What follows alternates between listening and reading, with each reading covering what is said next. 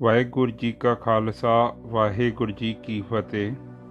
ਸਾਧ ਸੰਗਤ ਜੀ, ਇਸ ਸੰਸਾਰ ਉੱਪਰ ਜੋ ਵੀ ਚੀਜ਼ ਦ੍ਰਿਸ਼ਟਮਾਨ ਹੈ ਉਹ ਇੱਕ ਬਹੁਤ ਹੀ ਸੂਖਮ ਕਿਰਿਆ ਨਾਲ ਅੰਦਰੋਂ ਅੰਦਰੀ ਨਸ਼ਟ ਹੁੰਦੀ ਜਾ ਰਹੀ ਹੈ। ਇਸ ਵਿੱਚ ਮਨੁੱਖ ਦਾ ਸਰੀਰ ਵੀ ਆ ਜਾਂਦਾ ਹੈ, ਸੂਰਜ ਚੰਦ ਤਾਰੇ ਵੀ ਆ ਜਾਂਦੇ ਹਨ। ਦਿਖਾਈ ਦੇਣ ਵਾਲੀ ਹਰ ਇੱਕ ਚੀਜ਼ ਜੋ ਹੈ ਉਹ ਕਾਲ ਦੇ ਅਧੀਨ ਆ ਜਾਂਦੀ ਹੈ। ਜੋ ਵੀ ਚੀਜ਼ ਕਾਲ ਦੇ ਅਧੀਨ ਆ ਜਾਵੇਗੀ ਉਸਨੇ ਹੌਲੀ ਹੌਲੀ ਕਰਕੇ ਬਿਨਸ ਜਾਣਾ ਹੈ, ਖਤਮ ਹੋ ਜਾਣਾ ਹੈ। ਪਰ ਇਹ ਕਿਰਿਆ ਬਹੁਤ ਹੀ ਸੂਖਮ ਤਰੀਕੇ ਨਾਲ ਚੱਲਦੀ ਹੈ, ਇਸ ਕਰਕੇ ਇਹ ਸਾਡੀ ਪਕੜ ਵਿੱਚ ਨਹੀਂ ਆਉਂਦੀ। ਇਹ ਕਿਰਿਆ ਦਾ ਸਾਨੂੰ ਉਦੋਂ ਹੀ ਪਤਾ ਲੱਗਦਾ ਹੈ ਜਦੋਂ ਸਾਡੇ ਕਾਲੇ ਵਾਲ ਸਫੇਦ ਵਿੱਚ ਬਦਲਣੇ ਸ਼ੁਰੂ ਹੋ ਜਾਂਦੇ ਹਨ। ਸਧਾਰਨ ਤੌਰ 'ਤੇ ਮਨੁੱਖ ਇਸ ਚੀਜ਼ ਨੂੰ ਮੰਨਣ ਨੂੰ ਤਿਆਰ ਹੀ ਨਹੀਂ ਹੁੰਦਾ। ਉਹ ਕਿਸੇ ਵੀ ਤਰੀਕੇ ਨਾਲ ਇਸ ਚੀਜ਼ ਨੂੰ ਲੁਕਾਉਣਾ ਚਾਹੁੰਦਾ ਹੈ। ਉਹ ਕੀ ਕਰਦਾ ਹੈ, ਬਾਜ਼ਾਰੋਂ ਜਾਂਦਾ ਹੈ, ਰੰਗ ਖਰੀਦ ਕੇ ਲਿਆ ਆਉਂਦਾ ਹੈ ਅਤੇ ਹੌਲੀ ਹੌਲੀ ਕਰਕੇ ਜਿਹੜੇ ਸਫੇਦ ਵਾਲ ਹਨ ਉਹਨਾਂ ਨੂੰ ਕਾਲਾ ਕਰ ਲੈਂਦਾ ਹੈ, ਤਾਂ ਜੋ ਵੱਧ ਰਹੀ ਉਮਰ ਦੇ ਬਾਰੇ ਪਤਾ ਨਾ ਲੱਗੇ। ਇਸੇ ਹੀ ਤਰ੍ਹਾਂ ਮਨ ਦੇ ਕੋਲ ਬਹੁਤ ਸਾਰੇ ਉਪਕਰਨ ਹਨ ਜਿਨ੍ਹਾਂ ਦੇ ਰਾਹੀਂ ਇਹ ਸਾਨੂੰ ਇਸ ਸੰਸਾਰ ਦੇ ਵਿੱਚ ਇਹ ਬਣਨਾ ਚਾਹੁੰਦਾ ਹੈ। ਮਨ ਮਾਇਆ ਦੇ ਅਧੀਨ ਹੀ ਕਾਰਜ ਕਰਦਾ ਹੈ। ਮਾਇਆ ਦਾ ਰੂਪ ਇੰਨਾ ਜ਼ਿਆਦਾ ਸੂਖਮ ਹੈ, ਉਸ ਨੂੰ ਵਿਵੇਕ ਬੁੱਧੀ ਦੇ ਬਿਨਾਂ ਨਹੀਂ ਫੜਿਆ ਜਾ ਸਕਦਾ। ਮਾਇਆ ਤੋਂ ਭਾਵ ਮਿਥਿਆ, ਜੋ ਅਸਲ ਦੇ ਵਿੱਚ ਹੈ ਨਹੀਂ। ਜੋ ਚੀਜ਼ ਕੁਝ ਸਮੇਂ ਬਾਅਦ, ਕੁਝ ਸਾਲਾਂ ਬਾਅਦ ਜਦੋਂ ਬਿਨਸ ਜਾਣੀ ਹੈ ਤਾਂ ਉਹ ਮਿਥਿਆ ਹੀ ਮੰਨੀ ਜਾਂਦੀ ਹੈ, ਉਹ ਸੱਚ ਨਹੀਂ ਹੈ। ਸੱਚ ਤੋਂ ਭਾਵ ਅਟਲ, ਨਾ ਬਦਲਣ ਵਾਲਾ ਤੱਤ, ਇੱਕਸਾਰ ਤੱਤ, ਜੋ ਕਾਲ ਦੇ ਅਧੀਨ ਨਹੀਂ ਆਉਂਦਾ ਹੈ। ਹੁਣ ਤੁਸੀਂ ਦੇਖਿਆ ਹੋਵੇਗਾ, ਕਈ ਵਾਰੀ ਜਾਦੂਗਰ ਕਈ ਚੀਜ਼ਾਂ ਪੈਦਾ ਕਰੀ ਜਾਂਦਾ ਹੈ ਔਰ ਦੇਖਣ 'ਚ ਇਸ ਤਰ੍ਹਾਂ ਲੱਗਦਾ ਹੈ ਕਿ ਜਿੱਦਾਂ ਸੱਚੀ ਹੀ ਉਹ ਇਹ ਚੀਜ਼ਾਂ ਨੂੰ ਆਪਣੇ ਅੰਦਰੋਂ ਕੱਢ ਰਿਹਾ ਹੈ, ਕੋਈ ਉਸ ਕੋਲ ਚਮਤਕਾਰ ਹੈ। ਪਰ ਅਸਲ ਦੇ ਵਿੱਚ ਉਹ ਕਿਸੇ ਵੀ ਚੀਜ਼ ਨੂੰ ਇੱਦਾਂ ਆਪਣੇ ਵਿੱਚੋਂ ਪੈਦਾ ਨਹੀਂ ਕਰ ਸਕਦਾ। ਉਹ ਤਾਂ ਕੇਵਲ ਹੱਥਾਂ ਦੀ ਸਫਾਈ ਹੈ। ਇਸੇ ਹੀ ਤਰ੍ਹਾਂ ਜਿਹੜੀ ਮਾਇਆ ਹੈ ਉਹ ਇੰਨੀ ਜ਼ਿਆਦਾ ਸੂਖਮ ਹੈ, ਇੰਨੀ ਜ਼ਿਆਦਾ ਸੂਖਮ ਹੈ, ਇਸ ਕਾਰਨ ਜੀਵ ਨੂੰ ਪਤਾ ਹੀ ਨਹੀਂ ਲੱਗਦਾ ਕਿ ਸੰਸਾਰ ਦੇ ਵਿੱਚ ਉਹ ਕਿਸ ਕੰਮ ਲਈ ਆਇਆ ਹੈ। ਮਾਇਆ ਦਾ ਪ੍ਰਭਾਵ ਉਦੋਂ ਹੀ ਮਨੁੱਖ ਦੇ ਉੱਪਰ ਪੈ ਜਾਂਦਾ ਹੈ ਜਦੋਂ ਇਹ ਜਨਮ ਲੈਂਦਾ ਹੈ। ਜਨਮ ਲੈਣ ਤੋਂ ਬਾਅਦ ਇਹ ਹੌਲੀ ਹੌਲੀ ਕਰਕੇ ਮਾਇਆ ਦੇ ਵਿੱਚ ਗ੍ਰਸਤ ਹੋਈ ਜਾਂਦਾ ਹੈ। ਹੁਣ ਜੇਕਰ ਆਪਾਂ ਇਤਿਹਾਸ ਦੇ ਉੱਪਰ ਨਜ਼ਰ ਮਾਰਦੇ ਹਾਂ ਤਾਂ ਸਾਨੂੰ ਪਤਾ ਲੱਗਦਾ ਹੈ ਉਂਗਲਾਂ 'ਤੇ ਗਿਣੇ ਜਾਣ ਜੋਗੇ ਹੀ ਮਨੁੱਖ ਪਰਮ ਜੀਵਨ ਨੂੰ ਅਨੁਭਵ ਕਰ ਸਕੇ, ਉਸ ਨੂੰ ਪਹਿਚਾਣ ਸਕੇ। ਜਦੋਂ ਉਹਨਾਂ ਨੇ ਆਪਣੇ ਅਨੁਭਵ ਨੂੰ ਸੰਸਾਰ ਦੇ ਨਾਲ ਸਾਂਝਾ ਕੀਤਾ, ਹਾਂ ਕੁਝ ਲੋਕ ਉਹਨਾਂ ਦੇ ਨਾਲ ਸਹਿਮਤ ਵੀ ਹੋਏ, ਪਰ ਜ਼ਿਆਦਾਤਰ ਲੋਕ ਉਹਨਾਂ ਦੇ ਵਿਰੋਧ ਹੋਏ। ਇਸ ਦਾ ਕਾਰਨ ਸੀ ਕਿ ਕੌਣ ਉੱਠਣਾ ਚਾਹੁੰਦਾ ਹੈ ਇਸ ਭਰਮ ਦੇ ਵਿੱਚੋਂ। ਜਦੋਂ ਦੀ ਸ੍ਰਿਸ਼ਟੀ ਬਣੀ ਹੈ ਉਦੋਂ ਤੋਂ ਹੀ ਮਨੁੱਖ ਦਾ ਸ਼ੋਸ਼ਣ ਕਰਦਾ ਆ ਰਿਹਾ ਹੈ। ਧਰਮ ਦੇ ਵਿੱਚ ਜ਼ਿਆਦਾਤਰ ਲੋਕ ਮਨੁੱਖਾਂ ਨੂੰ ਤੀਰਥ ਸਥਾਨਾਂ ਦੇ ਨਾਲ ਬੰਨ੍ਹਣਾ ਚਾਹੁੰਦੇ ਹਨ। ਉਸ ਦਾ ਇੱਕ ਬਹੁਤ ਵੱਡਾ ਕਾਰਨ ਹੈ, ਉਹ ਚਾਹੁੰਦੇ ਹਨ ਕਿ ਇਹ ਸਾਨੂੰ ਪੈਸੇ ਦੇ ਕੇ ਜਾਵੇ, ਸਾਡੇ ਕੋਲ ਆਵੇ, ਸਾਡੇ ਵਿੱਚ ਸ਼ਰਧਾ ਰੱਖੇ, ਸਾਡੇ ਵਿੱਚ ਭਾਵਨਾ ਰੱਖੇ। ਅਸੀਂ ਜੋ ਵੀ ਕਹੀਏ ਇਹ ਬਿਨਾਂ ਤਰਕ ਕੀਤੇ ਉਹਨਾਂ ਗੱਲਾਂ ਨੂੰ ਮੰਨ ਲੈਣ। ਇਹ ਤੁਹਾਨੂੰ ਵਿਜ਼ਡਮ ਨਹੀਂ ਸਿਖਾਉਂਦੇ, ਕਿਉਂਕਿ ਜਦੋਂ ਵੀ ਇਨਸਾਨ ਨੂੰ ਗਿਆਨ ਦੀ ਪ੍ਰਾਪਤੀ ਹੋ ਜਾਂਦੀ ਹੈ ਉਹ ਫੋਕਟ ਕਰਮਾਂ ਤੋਂ ਉੱਪਰ ਆ ਜਾਂਦਾ ਹੈ। ਜਦੋਂ ਅਸੀਂ ਇਤਿਹਾਸ ਉੱਪਰ ਨਜ਼ਰ ਮਾਰ ਕੇ ਦੇਖਦੇ ਹਾਂ ਤਾਂ ਪਤਾ ਲੱਗਦਾ ਹੈ ਕਿ ਜਿਹੜੇ ਬ੍ਰਹਮ ਗਿਆਨੀ ਮਨੁੱਖ ਹੋਏ ਹਨ ਉਹ ਜ਼ਿਆਦਾ ਨਹੀਂ ਹਨ। ਜੇਕਰ ਤੁਸੀਂ ਗਿਣਨਾ ਵੀ ਚਾਹੋ ਤਾਂ ਹੱਥ 'ਤੇ ਗਿਣ ਸਕਦੇ ਜੋ, ਉਂਗਲਾਂ 'ਤੇ ਗਿਣ ਸਕਦੇ ਜੋ। ਇੱਕ ਬੜੀ ਵੱਡੀ ਸਮੱਸਿਆ ਹੋ ਜਾਂਦੀ ਹੈ। ਇਨਸਾਨ ਦੀ ਇੱਕ ਫਿਤਰਤ ਹੈ, ਜਦੋਂ ਕੋਈ ਇਨਸਾਨ ਜਿੰਦਾ ਹੁੰਦਾ ਹੈ ਨਾ, ਇਹ ਉਸਦੀ ਕਦਰ ਨਹੀਂ ਕਰਦੇ। ਜਦੋਂ ਉਹ ਮਰ ਜਾਂਦਾ ਹੈ ਫਿਰ ਉਹਦੀਆਂ ਕਬਰਾਂ ਕੋ ਜਾਣਗੇ, ਫਿਰ ਉਹਦੇ ਨਾਂ 'ਤੇ ਧਾਰਮਿਕ ਸਥਾਨ ਬਣਾ ਦੇਣਗੇ, ਫਿਰ ਉਹਦੀ ਮੂਰਤੀ ਬਣਾ ਦੇਣਗੇ। ਪਰ ਜਦੋਂ ਵੀ ਇਨਸਾਨ ਜਿੰਦਾ ਹੁੰਦਾ ਹੈ ਨਾ, ਉਹਦੇ ਕੋਲ ਕੋਈ ਨਹੀਂ ਜਾਂਦਾ। ਹੁਣ ਦੇਖਿਆ ਜਾਵੇ ਤਾਂ ਧਰਤੀ ਦੇ ਉੱਪਰ ਅਗਿਆਨ ਕਿੰਨਾ ਜ਼ਿਆਦਾ ਵੱਧ ਰਿਹਾ ਹੈ।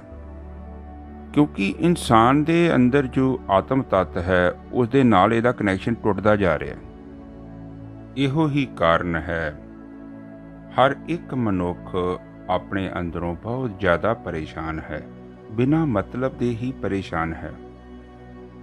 ਸਾਧ ਸੰਗਤ ਜੀ, ਜਦੋਂ ਆਪ ਜੀ ਬਾਣੀ ਨੂੰ ਸਰਵਣ ਕਰਦੇ ਹੋ ਤਾਂ ਬਾਣੀ ਦੇ ਵਿੱਚ ਇਹ ਗੱਲ ਬਾਰ-ਬਾਰ ਦੱਸੀ ਜਾਂਦੀ ਹੈ ਕਿ ਐਸੇ ਮਨੁੱਖ ਦੀ ਭਾਲ ਕਰੋ ਜੋ ਤੁਹਾਨੂੰ ਇਹ ਗਿਆਨ ਕਰਾਵੇ।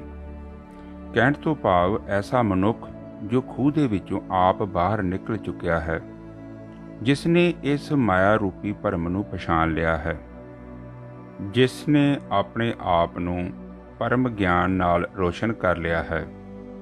ਕੇਵਲ ਉਸ ਮਨੁੱਖ ਦੀ ਸੰਗਤ ਕਰਨ ਦੇ ਨਾਲ ਹੀ ਜੀਵਨ ਦੇ ਵਿੱਚ ਪਰਿਵਰਤਨ ਆ ਸਕਦਾ ਹੈ। ਇੱਕ ਚੀਜ਼ ਨੂੰ ਆਪ ਥੋੜ੍ਹਾ ਜਿਹਾ ਸਮਝਣ ਦੀ ਕੋਸ਼ਿਸ਼ ਕਰੋ। ਖੂਹ ਦੇ ਵਿੱਚ ਡਿੱਗੇ ਮਨੁੱਖ ਨੂੰ ਕੇਵਲ ਉਹੀ ਬਾਹਰ ਕੱਢ ਸਕਦਾ ਹੈ ਜੋ ਖੂਹ ਦੇ ਵਿੱਚੋਂ ਬਾਹਰ ਹੈ। ਇਸ ਮਾਇਆ ਰੂਪੀ ਖੂਹ ਦੇ ਵਿੱਚ ਹਰ ਇੱਕ ਇਨਸਾਨ ਡੁੱਬਿਆ ਹੋਇਆ ਹੈ। ਉਹ ਆਪਣੇ ਅਧੂਰੇ ਗਿਆਨ ਦੇ ਨਾਲ ਦੂਸਰੇ ਮਨੁੱਖਾਂ ਨੂੰ ਖੂਹ ਦੇ ਵਿੱਚੋਂ ਬਾਹਰ ਕੱਢਣ ਦਾ ਤਰੀਕਾ ਦੱਸਦਾ ਹੈ। ਸੰਸਾਰ ਦੇ ਉੱਪਰ ਜਿੰਨੇ ਵੀ ਧਾਰਮਿਕ ਮਨੁੱਖ ਹੋਏ ਹਨ, ਉਹਨਾਂ ਨੇ ਕੇਵਲ ਇਹੋ ਹੀ ਸੰਦੇਸ਼ ਦਿੱਤਾ ਹੈ ਕਿ ਸੱਜਣਾ, ਇੱਕ ਨਾ ਇੱਕ ਦਿਨ ਇਸ ਸੰਸਾਰ ਤੋਂ ਤੈਨੂੰ ਜਾਣਾ ਪੈਣਾ ਹੈ, ਸੋ ਇਸ ਗੱਲ ਨੂੰ ਹਮੇਸ਼ਾ ਯਾਦ ਰੱਖਣਾ ਹੈ। ਪਰ ਮਨੁੱਖ ਨੂੰ ਹਰ ਇੱਕ ਚੀਜ਼ ਯਾਦ ਹੈ ਸਿਵਾਏ ਆਪਣੇ ਇਸ ਸੰਸਾਰ ਤੋਂ ਜਾਣ ਦੇ। ਮਨੁੱਖ ਇਸ ਗੱਲ ਨੂੰ ਸਮਝਣਾ ਨਹੀਂ ਚਾਹੁੰਦਾ ਕਿ ਇਸ ਦਾ ਮਨ ਹੀ ਇਸ ਨੂੰ ਭਟਕਾਈ ਜਾ ਰਿਹਾ ਹੈ।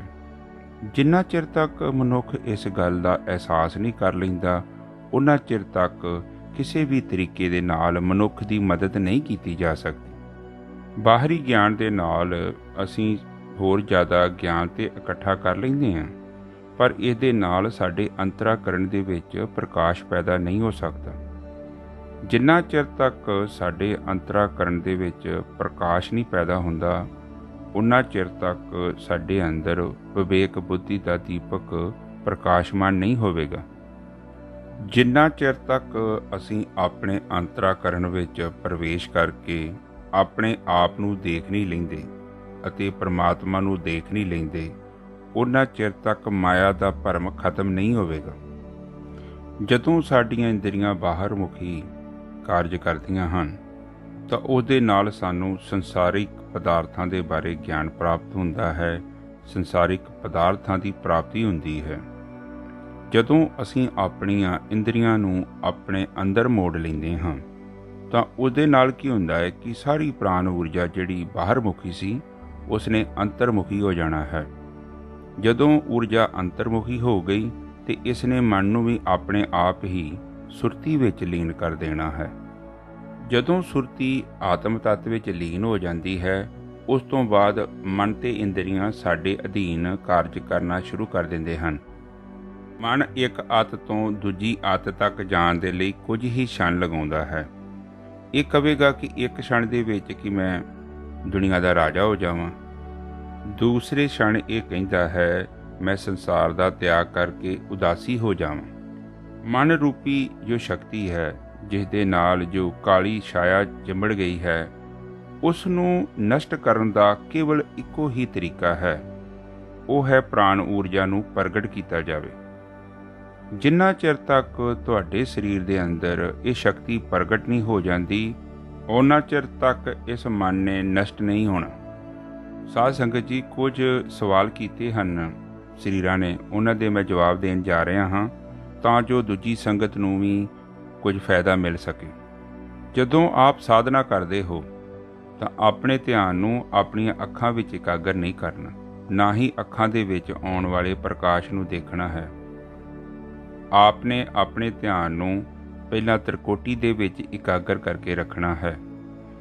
ਇੱਕ ਸਮਾਂ ਆਵੇਗਾ ਪ੍ਰਾਣ ਊਰਜਾ ਇਸ ਕੇਂਦਰ ਵਿੱਚ ਪਹੁੰਚ ਜਾਵੇਗੀ। ਜਿਨ੍ਹਾਂ ਵੀ ਸਰੀਰਾਂ ਦਾ ਅਜੇ ਸਰੀਰ ਅੰਦਰ ਪ੍ਰਕਾਸ਼ ਪ੍ਰਗਟ ਨਹੀਂ ਹੋਇਆ, ਉਹ ਕਿਰਪਾ ਕਰਕੇ ਕੇਵਲ ਆਪਣੇ ਦੋਨੋਂ ਪ੍ਰਵੱਟਿਆਂ ਦੇ ਵਿਚਕਾਰ ਹੀ ਅੱਖਾਂ ਬੰਦ ਕਰਕੇ ਦੇਖਣ ਦੀ ਕੋਸ਼ਿਸ਼ ਕਰਨ। ਜਿਸ ਵੀ ਸਰੀਰ ਦੇ ਅੰਦਰ ਅਜੇ ਤੱਕ ਪ੍ਰਕਾਸ਼ ਪੈਦਾ ਨਹੀਂ ਹੋਇਆ, ਉਹ ਮੈਨੂੰ ਮੈਸੇਜ ਕਰਨ WhatsApp ਦੇ ਉੱਪਰ, ਤਾਂ ਜੋ ਨਾ ਪੈਦਾ ਹੋਣ ਦੇ ਕਾਰਨ ਨੂੰ ਪਤਾ ਕੀਤਾ ਜਾ ਸਕੇ।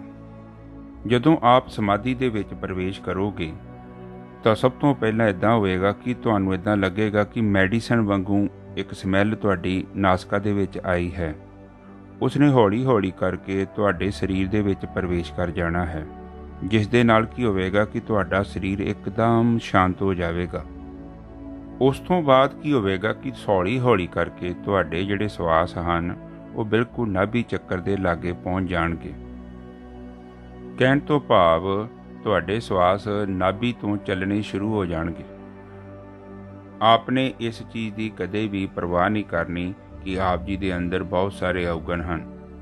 ਨਾ ਹੀ ਆਪ ਜੀ ਨੇ ਇਸ ਗੱਲ ਦੀ ਪਰਵਾਹ ਕਰਨੀ ਹੈ ਕਿ ਆਪ ਜੀ ਦੇ ਅੰਦਰ ਪਰਮਾਤਮਾ ਨੂੰ ਮਿਲਣ ਦੇ ਲਈ ਕੋਈ ਤੜਫ ਨਹੀਂ ਹੈ। ਔਗਣ ਜੋ ਹੁੰਦੇ ਹਨ ਉਹ ਬਿਨਾਂ ਪ੍ਰਾਣ ਸ਼ਕਤੀ ਦੇ ਪ੍ਰਗਟ ਹੋਇਆਂ ਦੂਰ ਨਹੀਂ ਹੋ ਸਕਦੇ। ਵਿਰਾਗ ਜਦੋਂ ਆਪਾਂ ਭਗਤੀ ਕਰਦੇ ਹਾਂ, ਪਰਮਾਤਮਾ ਨੂੰ ਪਿਆਰ ਕਰਦੇ ਹਾਂ, ਤਾਂ ਸਾਡੇ ਅੰਦਰ ਆਪਣੇ ਆਪ ਹੀ ਪ੍ਰਗਟ ਹੋ ਜਾਂਦਾ ਹੈ।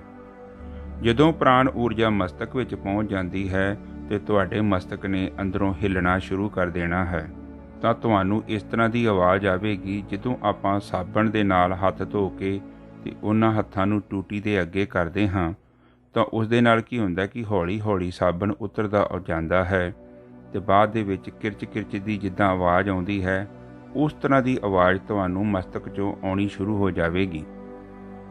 ਸ਼ੁਰੂ ਦੇ ਵਿੱਚ ਜਿਹੜਾ ਮਸਤਕ ਹੈ ਉਹ ਕਾਫੀ ਹਿਲਦਾ ਵਾ ਤੇ ਤੁਹਾਨੂੰ ਪਤਾ ਲੱਗੇਗਾ ਕਿ ਅੰਦਰ ਕਾਫੀ ਮੂਵਮੈਂਟ ਸ਼ੁਰੂ ਹੋ ਗਈ ਹੈ। ਬਾਅਦ ਦੇ ਵਿੱਚ ਹੌਲੀ ਹੌਲੀ ਕਰਕੇ ਇਸ ਮਸਤਕ ਦੇ ਵਿੱਚ ਜੋ ਗੈਪ ਹੈ ਉਹ ਘਟਦਾ ਜਾਣਾ ਹੈ ਤੇ ਜਿਸ ਦੇ ਨਾਲ ਜਿਹੜੀ ਆਵਾਜ਼ ਹੈ ਤੁਹਾਨੂੰ ਜ਼ਿਆਦਾ ਸੁਣਾਈ ਦੇਵੇਗੀ ਔਰ ਇੱਕ ਸਮਾਂ ਆਵੇਗਾ ਆਵਾਜ਼ ਬਿਲਕੁਲ ਹੀ ਸੁਣਾਈ ਦੇਣੀ ਬੰਦ ਹੋ ਜਾਵੇਗੀ। ਜਿਸ ਤਰ੍ਹਾਂ ਆਪਾਂ ਆਪਣੇ ਹੱਥਾਂ ਦੀਆਂ ਉਂਗਲੀਆਂ ਨੂੰ ਵਿੱਚ ਫਸਾ ਕੇ ਘੁੱਟ ਲੈਂਦੇ ਹਾਂ, ਉਸੇ ਹੀ ਤਰ੍ਹਾਂ ਦਾ ਮਸਤਕ ਤੁਹਾਡਾ ਅੰਦਰੋਂ ਹੋ ਜਾਵੇਗਾ। ਜਦੋਂ ਆਪ ਜੀ ਸਮਾਧੀ ਵਿੱਚ ਪ੍ਰਵੇਸ਼ ਕਰਨ ਲੱਗੇ ਤਾਂ ਤੁਹਾਨੂੰ ਇੱਕ ਪਚਕ ਵਰਗੀ ਆਵਾਜ਼ ਆਵੇਗੀ। ਜਿੱਦਾਂ ਦੋ ਚੀਜ਼ਾਂ ਨੂੰ ਆਪਾਂ ਅਲੱਗ ਕਰਦੇ ਹਾਂ, ਉਸ ਕਿਸਮ ਦੀ ਆਵਾਜ਼ ਆਵੇਗੀ ਤੇ ਤੁਹਾਡੇ ਮਸਤਕ ਦੇ ਵਿੱਚੋਂ ਕੁਝ ਮੈਡੀਸਨ ਦੇ ਵਰਗੀ ਸਮੈਲ ਤੁਹਾਡੇ ਸਵਾਸਾਂ ਵਿੱਚ ਪ੍ਰਵੇਸ਼ ਕਰ ਜਾਵੇਗੀ। ਉਸ ਤੋਂ ਬਾਅਦ ਐਦਾਂ ਲੱਗੇਗਾ ਕਿ ਜਿੱਦਾਂ ਸੁਰਤੀ ਇੱਕਦਮ ਉੱਪਰ ਨੂੰ ਚੜ੍ਹ ਰਹੀ ਹੈ, ਜਿੱਦਾਂ ਜਹਾਜ਼ ਚੜ੍ਹਦਾ ਹੈ ਨਾ, ਇਸੇ ਹੀ ਤਰ੍ਹਾਂ ਸੁਰਤੀ ਜਦੋਂ ਚੜ੍ਹੇਗੀ ਤਾਂ ਆਪ ਜੀ ਦਾ ਪ੍ਰਵੇਸ਼ ਆਤਮ ਤੱਤ ਵਿੱਚ ਹੋ ਜਾਵੇਗਾ, ਜੋ ਇੱਕ ਸਾਰ ਤੱਤ ਹੈ, ਗਤੀਹੀਨ ਤੱਤ ਹੈ। ਜਿਸ ਤਰ੍ਹਾਂ ਆਪਾਂ ਕਾਰ ਦਾ ਗੇਅਰ ਬਦਲਦੇ ਹਾਂ, ਬਿਲਕੁਲ ਉਸੇ ਹੀ ਤਰ੍ਹਾਂ ਦੀ ਅਵਸਥਾ ਬਣ ਜਾਂਦੀ ਹੈ। ਜਦੋਂ ਸੁਰਤੀ ਚੜ੍ਹਦੀ ਹੈ ਤਾਂ ਸਰੀਰ ਨੂੰ ਇੱਕ ਝਟਕਾ ਜ਼ਰੂਰ ਲੱਗਦਾ ਹੈ। ਝਟਕਾ ਲੱਗਣ ਸਾਰ ਹੀ ਸੁਰਤੀ ਇੱਕਦਮ ਉੱਪਰ ਨੂੰ ਚਲੀ ਜਾਂਦੀ ਹੈ। ਜਦੋਂ ਸੁਰਤੀ ਉੱਪਰ ਨੂੰ ਚੜ੍ਹ ਜਾਵੇਗੀ, ਉਸ ਅਵਸਥਾ ਦੇ ਵਿੱਚ ਆਪ ਜੀ ਦਾ ਦੇਹੀ ਭਾਵ ਸਮਾਪਤ ਹੋ ਜਾਵੇਗਾ। ਉਸ ਅਵਸਥਾ ਦੇ ਵਿੱਚ ਤੁਹਾਨੂੰ ਇਹ ਨਹੀਂ ਪਤਾ ਲੱਗੇਗਾ ਕਿ ਮੈਂ ਕੋਈ ਜੀਵ ਹਾਂ ਜਾਂ ਮੈਂ ਕੋਈ ਇਸਤਰੀ ਹਾਂ, ਮੈਂ ਕੀ ਹਾਂ। ਜਦੋਂ ਸੁਰਤੀ ਹੌਲੀ ਹੌਲੀ ਵਾਪਸ ਆਏਗੀ ਤਾਂ ਤੁਸੀਂ ਪਾਓਗੇ ਕਿ ਸਰੀਰ ਇੱਕਦਮ ਆਕੜਿਆ ਹੋਇਆ ਹੈ। ਇੱਕ ਗੱਲ ਦਾ ਆਪਨੇ ਖਾਸ ਕਰਕੇ ਧਿਆਨ ਰੱਖਣਾ ਹੈ, ਆਪਨੇ ਜਦੋਂ ਵੀ ਸਾਧਨਾ ਤੋਂ ਉੱਠਣਾ ਹੈ ਉਸ ਤੋਂ ਬਾਅਦ ਸੌਣ ਦੀ ਕੋਸ਼ਿਸ਼ ਕਰਨੀ ਹੈ। ਕੁਝ ਸਮੇਂ ਲਈ ਜ਼ਰੂਰ ਸੌਣਾ ਹੈ ਤਾਂ ਜੋ ਸਰੀਰ ਜੋ ਸ਼ਕਤੀ ਨੂੰ ਦੁਬਾਰਾ ਵਾਪਸ ਹਾਸਲ ਕਰ ਲਵੇ। ਜਦੋਂ ਆਪਨੇ ਬਾਰ-ਬਾਰ ਇਸ ਅਵਸਥਾ ਦੇ ਵਿੱਚ ਪ੍ਰਵੇਸ਼ ਕੀਤਾ ਤਾਂ ਹੌਲੀ ਹੌਲੀ ਕਰਕੇ ਮਨ ਨੇ ਆਪਣੇ ਆਪ ਹੀ ਸ਼ਾਂਤ ਹੁੰਦੇ ਜਾਣਾ ਹੈ।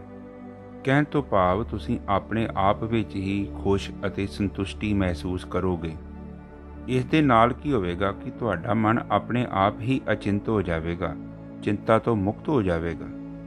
ਤੁਹਾਨੂੰ ਇੱਦਾਂ ਲੱਗੇਗਾ ਕਿ ਜਿੱਦਾਂ ਕੋਈ ਲਾਗੇ ਫੁੱਲ ਹੈ ਜਾਂ ਕੋਈ ਫੁੱਲਾਂ ਦਾ ਬਾਗ ਹੈ, ਇਸ ਤਰ੍ਹਾਂ ਦੀਆਂ ਸਮੈਲਾਂ ਆਉਣ ਲੱਗ ਜਾਣਗੀਆਂ। ਜਦੋਂ ਆਪਨੇ ਆਪਣੇ ਕੱਪੜਿਆਂ ਨੂੰ ਚੈੱਕ ਕੀਤਾ ਤਾਂ ਤੁਸੀਂ ਦੇਖੋਗੇ ਉੱਥੇ ਕੋਈ ਵੀ ਸਮੈਲ ਨਹੀਂ ਹੈ। ਇਹ ਤਾਂ ਕੇਵਲ ਤੁਹਾਡੀ ਨਾਸਕਾ ਦੀ ਸ਼ੁੱਧੀ ਹੋਣ ਤੋਂ ਬਾਅਦ ਹੀ ਤੁਸੀਂ ਬ੍ਰਹਮ ਦੇ ਅੰਦਰ ਫੈਲੀ ਖੁਸ਼ਬੂ ਨੂੰ ਅਨੁਭਵ ਕਰ ਰਹੇ ਹੋ। ਜਦੋਂ ਪ੍ਰਕਾਸ਼ ਲਗਾਤਾਰ ਮਸਤਕ ਦੇ ਵਿੱਚ ਪ੍ਰਵੇਸ਼ ਕਰੇਗਾ, ਉਹਦੇ ਨਾਲ ਤੁਹਾਡੀਆਂ ਇੰਦਰੀਆਂ ਦੇ ਵਿੱਚ ਕਾਰਜ ਕਰਨ ਦੀ ਸਮਰੱਥਾ ਵੱਧ ਜਾਣੀ ਹੈ। ਕਹਿਣ ਤੋਂ ਭਾਵ ਇਹਨਾਂ ਨੇ ਹੋਰ ਹੀ ਜ਼ਿਆਦਾ ਸੰਵੇਦਨਸ਼ੀਲ ਹੋ ਜਾਣਾ ਹੈ। ਸਮਾਧੀ ਵਾਲੀ ਅਵਸਥਾ ਦਾ ਅਨੁਭਵ ਇਸ ਤਰ੍ਹਾਂ ਦਾ ਹੋਵੇਗਾ। ਜਦੋਂ ਆਪ ਸਮਾਧੀ ਵਿੱਚ ਪ੍ਰਵੇਸ਼ ਕਰੋਗੇ ਤਾਂ ਉੱਥੇ ਦੋ ਬਿੰਦੂ ਰਹਿ ਜਾਣੇ ਹਨ, ਮੈਂ ਅਤੇ ਤੂੰ। ਕਹਿਣ ਤੋਂ ਭਾਵ ਮੈਂ ਜੋ ਸਾਧਨਾ ਕਰ ਰਿਹਾ ਹੈ, ਤੂੰ ਤੋਂ ਭਾਵ ਜਿਸ ਦੇ ਲਈ ਸਾਧਨਾ ਕੀਤੀ ਜਾ ਰਹੀ ਹੈ। ਲਗਾਤਾਰ ਆਪਨੇ ਇਸ ਅਵਸਥਾ ਦੇ ਵਿੱਚ ਪ੍ਰਵੇਸ਼ ਕਰਨਾ ਹੈ। ਇੱਕ ਸਮਾਂ ਐਸਾ ਆ ਜਾਵੇਗਾ ਜਿਹੜਾ ਮੈਂ ਵਾਲਾ ਬਿੰਦੂ ਹੈ ਉਹ ਤੂੰ ਦੇ ਵਿੱਚ ਪ੍ਰਵੇਸ਼ ਕਰ ਜਾਵੇਗਾ। ਹੁਣ ਤੁਸੀਂ ਇਹ ਅਨੁਭਵ ਕਰੋਗੇ ਕਿ ਤੁਹਾਡੇ ਅੰਦਰ ਕੇਵਲ ਇੱਕੋ ਹੀ ਬਿੰਦੂ ਹੈ ਜਿਸ ਦੇ ਉੱਪਰ ਸਾਰੀ ਸੁਰਤੀ ਇਕਾਗਰ ਹੋ ਚੁੱਕੀ ਹੈ। ਉਸ ਤੋਂ ਬਾਅਦ ਜਦੋਂ ਆਪ ਹੋਰ ਲਗਾਤਾਰ ਸਾਧਨਾ ਕਰੀ ਹੀ ਜਾਂਦੇ ਹੋ ਉਹਦੇ ਨਾਲ ਕੀ ਹੋਵੇਗਾ ਕਿ ਕਾਰਨ ਸਰੀਰ ਪੂਰੀ ਤਰ੍ਹਾਂ ਸਮਾਪਤ ਹੋ ਜਾਵੇਗਾ। ਜਦੋਂ ਕਾਰਨ ਪੂਰੀ ਤਰ੍ਹਾਂ ਸਮਾਪਤ ਹੋ ਗਿਆ, ਜਿਹੜਾ ਬਿੰਦੂ ਅੰਦਰ ਰਹਿ ਗਿਆ ਸੀ ਉਸਨੇ ਵੀ ਆਤਮ ਤੱਤ ਵਿੱਚ ਫੈਲ ਜਾਣਾ ਹੈ। ਫਿਰ ਉਸ ਟਾਈਮ ਤੇ ਕੇਵਲ ਹੋਣਾ ਭਾਵ ਬਾਕੀ ਰਹਿ ਜਾਵੇਗਾ। ਉਸ ਅਵਸਥਾ ਦੇ ਵਿੱਚ ਤੁਸੀਂ ਸਰਵ ਵਿਆਪੀ ਆਤਮਾ ਦੇ ਦਰਸ਼ਨ ਕਰ ਲਵੋਗੇ, ਜੋ ਕੇਵਲ ਚੇਤਨ ਤੱਤ ਹੈ, ਜੋ ਗਤੀਹੀਨ ਹੈ, ਆਪਣੇ ਆਪ ਵਿੱਚ ਸਥਿਰ ਹੈ। ਉਸ ਤੱਤ ਨੂੰ ਅਨੁਭਵ ਕਰਨਾ ਹੀ ਮਨੁੱਖਾ ਜੀਵਨ ਦਾ ਮੇਨ ਮਕਸਦ ਹੈ। ਜਿਸ ਤੱਤ ਦੇ ਆਪ ਦਰਸ਼ਨ ਕਰ ਰਹੇ ਹੋ, ਇਹ ਉਹੀ ਤੱਤ ਹੈ ਜਿਸ ਦੇ ਅੰਦਰ ਇਹ ਸਾਰੀ ਕਿਰਿਆ ਹੋ ਰਹੀ ਹੈ। ਮਨੁੱਖਾ ਜੀਵਨ ਦਾ ਜੋ ਸਭ ਤੋਂ ਮਹੱਤਵਪੂਰਨ ਕਾਰਜ ਹੈ ਉਹ ਹੈ ਜਿਉਂਦੇ ਜੀ ਇਸ ਤੱਤ ਵਿੱਚ ਪ੍ਰਵੇਸ਼ ਕਰਕੇ ਉੱਥੇ ਸਮਾ ਜਾਣਾ। ਜੋ ਵੀ ਮਨੁੱਖ ਇਸ ਤੱਤ ਵਿੱਚ ਪ੍ਰਵੇਸ਼ ਕਰਕੇ ਇਸ ਤੱਤ ਵਿੱਚ ਸਮਾ ਜਾਂਦਾ ਹੈ, ਉਸੇ ਮਨੁੱਖ ਨੇ ਹੀ ਮੁਕਤ ਹੋ ਜਾਣਾ ਹੈ। ਇੱਕ ਚੀਜ਼ ਦਾ ਸਾਧ ਸੰਗਤ ਜੀ ਖਾਸ ਕਰਕੇ ਆਪਨੇ ਧਿਆਨ ਰੱਖਣਾ ਹੈ। ਕਈ ਸਰੀਰ ਇਹ ਸਵਾਲ ਕਰਦੇ ਹਨ ਕਿ ਵੀਰ ਜੀ ਮੈਨੂੰ ਉਹ ਅਨੁਭਵ ਨਹੀਂ ਹੋ ਰਹੇ। ਇਸ ਦਾ ਇਹ ਕਾਰਨ ਹੈ ਕਿ ਜਦੋਂ ਆਪਾਂ ਸਾਧਨਾ ਕਰਦੇ ਹਾਂ ਉਸ ਦੇ ਨਾਲ ਹਰ ਦਿਨ ਆਪਣੀ ਅਵਸਥਾ ਉੱਚੀ ਹੁੰਦੀ ਜਾਂਦੀ ਹੈ। ਜਿਸ ਤਰ੍ਹਾਂ ਛੋਟਾ ਬੱਚਾ ਪਹਿਲੀ ਕਲਾਸ ਦੀਆਂ ਕਿਤਾਬਾਂ ਨੂੰ ਛੱਡ ਦਿੰਦਾ ਹੈ ਜਦੋਂ ਉਹ ਦੂਜੀ ਕਲਾਸ ਦੇ ਵਿੱਚ ਪ੍ਰਵੇਸ਼ ਕਰਦਾ ਹੈ, ਦੂਜੀ ਕਲਾਸ ਦੀਆਂ ਕਿਤਾਬਾਂ ਨੂੰ ਛੱਡ ਦਿੰਦਾ ਹੈ ਜਦੋਂ ਉਹ ਤੀਜੀ ਕਲਾਸ ਦੇ ਵਿੱਚ ਪ੍ਰਵੇਸ਼ ਕਰ ਜਾਂਦਾ ਹੈ। ਇਸੇ ਹੀ ਤਰ੍ਹਾਂ ਜਦੋਂ ਸਾਡੀ ਅਵਸਥਾ ਉੱਪਰ ਹੁੰਦੀ ਗਈ ਤੇ ਸਾਡੇ ਅਨੁਭਵ ਵੀ ਆਪਣੇ ਆਪ ਹੀ ਬਦਲਦੇ ਜਾਣੇ ਹਨ। ਪਹਿਲਾਂ ਵਾਲੇ ਅਨੁਭਵ ਸਾਡੇ ਤੋਂ ਅਲੱਗ ਹੋ ਜਾਣਗੇ ਤੇ ਸਾਨੂੰ ਨਵੇਂ ਅਨੁਭਵ ਹੋਣੇ ਸ਼ੁਰੂ ਹੋ ਜਾਣਗੇ। ਜਿਸ ਤਰ੍ਹਾਂ ਆਪਾਂ ਨਵੀਂ ਕਲਾਸ ਦੇ ਵਿੱਚ ਜਦੋਂ ਜਾਂਦੇ ਹਾਂ ਤਾਂ ਕੁਝ ਦਿਨ ਸਾਨੂੰ ਲੱਗਦਾ ਹੈ ਕਿ ਪੜ੍ਹਾਈ ਥੋੜ੍ਹੀ ਜਿਹੀ ਅਲੱਗ ਹੈ, ਫਰਕ ਹੈ। ਉਸੇ ਹੀ ਤਰ੍ਹਾਂ ਜਦੋਂ ਆਪ ਦੂਸਰੇ ਚੱਕਰ ਦੇ ਵਿੱਚ ਪ੍ਰਵੇਸ਼ ਕਰਦੇ ਹੋ, ਕੁਝ ਦਿਨ ਹੋ ਸਕਦਾ ਹੈ ਕਿ ਵਿਚਾਰਾਂ ਦਾ ਵੇਗ ਵੱਧ ਜਾਵੇ, ਪਰ ਹੌਲੀ-ਹੌਲੀ ਕਰਕੇ ਸੁਰਤੀ ਨੇ ਆਪਣੇ ਆਪ ਹੀ ਇਕਾਗਰ ਹੋ ਜਾਣਾ ਹੈ। ਵਿਚਾਰ ਆਉਣ ਦੇ ਨਾਲ ਕੁਝ ਵੀ ਫਰਕ ਨਹੀਂ ਪੈਂਦਾ, ਬਸ ਵਿਚਾਰਾਂ ਦੇ ਵਿੱਚ ਸੁਰਤੀ ਨੂੰ ਜਾਣ ਨਹੀਂ ਦੇਣਾ, ਪਾਣੀ ਦੇ ਵਿੱਚ ਮਧਾਣੀ ਨਹੀਂ ਪਾਉਣੀ, ਬਸ ਕੇਵਲ ਇੰਨਾ ਹੀ ਕਾਰਜ ਕਰਨਾ ਹੈ। ਹੌਲੀ-ਹੌਲੀ ਕਰਕੇ ਵਿਚਾਰ ਆਪਣੇ ਆਪ ਹੀ ਤੁਹਾਡੇ ਤੋਂ ਅਲੱਗ ਹੁੰਦੇ ਜਾਣਗੇ। ਦਿਨੇ ਵੀ ਇਸ ਗੱਲ ਦਾ ਖਾਸ ਕਰਕੇ ਧਿਆਨ ਰੱਖਣਾ ਹੈ, ਮਨ ਨੂੰ ਕਦੇ ਵੀ ਬੀਤੇ ਹੋਏ ਸਮੇਂ ਵਿੱਚ ਨਹੀਂ ਜਾਣ ਦੇਣਾ। ਮਨ ਨੂੰ ਹਮੇਸ਼ਾ ਇਹ ਕਹਿਣਾ ਹੈ ਜੋ ਚੀਜ਼ ਬੀਤ ਗਈ ਉਹ ਸੋ ਬੀਤ ਗਈ, ਤੁਸੀਂ ਉਸ ਨੂੰ ਛੱਡ ਦਿਓ। ਇੱਕ ਸਮਾਂ ਆਵੇਗਾ ਮਨ ਨੇ ਆਪਣੇ ਆਪ ਹੀ ਸਾਰੀਆਂ ਬੀਤੀਆਂ ਗੱਲਾਂ ਦਾ ਤਿਆਗ ਕਰ ਦੇਣਾ ਹੈ। ਅੱਜ ਦੀ ਵਿਚਾਰ ਆਪਾਂ ਇੱਥੇ ਹੀ ਸਮਾਪਤ ਕਰਦੇ ਹਾਂ। ਵਾਹਿਗੁਰੂ ਜੀ ਕਾ ਖਾਲਸਾ, ਵਾਹਿਗੁਰੂ ਜੀ ਕੀ ਫਤਿਹ।